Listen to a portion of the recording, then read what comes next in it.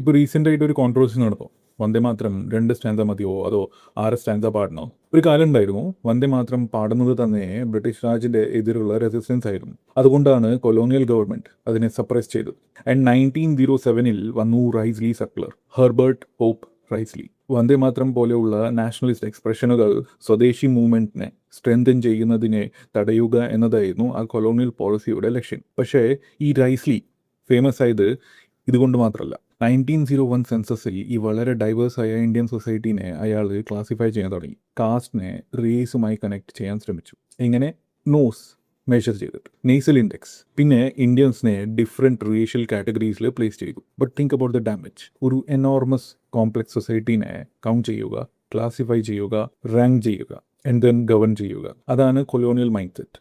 നമ്മുടെ ഡൈവേഴ്സിറ്റി അവർക്ക് മനസ്സിലാക്കാൻ വേണ്ടിയല്ല, അവർക്ക് നമ്മളെ ഈസിയറായി അഡ്മിനിസ്ട്രേറ്റ് ചെയ്യാൻ വേണ്ടിയാണ് അതിനെ കാറ്റഗറീസി കൊണ്ടുവന്നത്. അതുകൊണ്ട് ഇന്ന് വന്ദേ മാത്രം 2 സ്റ്റാൻസ ആണോ 6 സ്റ്റാൻസ ആണോ എന്ന് ആർഗ്യൂ ചെയ്യുമ്പോൾ ഒരു കാര്യം നമ്മൾ മറക്കരുത്. കൊളോണിയൽ റൂൾ നമ്മുടെ ഭൂമിയെ മാത്രമല്ല കൺട്രോൾ ചെയ്തത്, നമ്മളെ ഡിഫൈൻ ചെയ്യുന്ന കാറ്റഗറീസും ക്രിയേറ്റ് ചെയ്തു. ആൻഡ് മേ ബി ഇന്നും നമ്മൾ ആ കാറ്റഗറീസിൽ തന്നെ പരസ്പരം നോക്കുന്നുണ്ട്. അതാണ് നമ്മൾ ഒരു നേഷനായി റിഫ്ലക്റ്റ് ചെയ്യേണ്ടത്. Hope it resonates. Bye for now.